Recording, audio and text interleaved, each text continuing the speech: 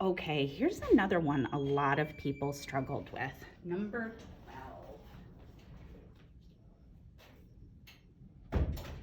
So as we look at number 12, we see that we see a bunch of things. It looks like it's been flipped.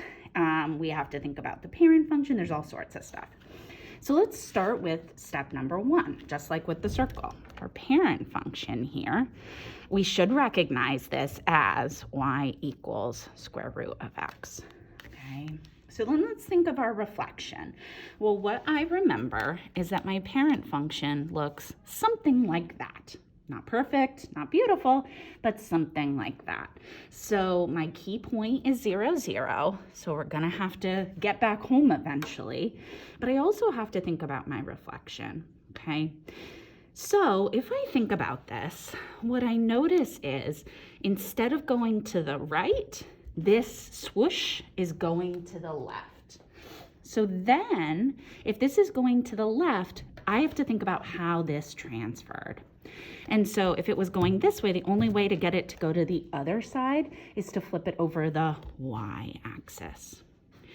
When we flip something over the y-axis, all the x values were over here, and they now switch over here.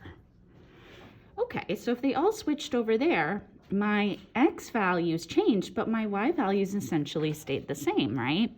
So what that means is when I plug that in and reflect, my parent function is now going to change. So with the reflection, my parent function is now going to change to y equals root negative x, because my x's are what reflected. Now I need to think about my translation. And so my translation moved, well, let's see. Well, it moved backwards. 1, 2, 3, 4, 5. And then it moved up. How many? 1, 2, 3, 4, 5, 6. Okay, so in my x direction, I subtracted 5. And in my y direction, I added 6. Okay. So now if I'm going to write my equation, well, here's my parent function, y equals root negative x. So instead of writing y, I'm going to write y plus 6. And instead of writing x, I'm going to write x minus 5.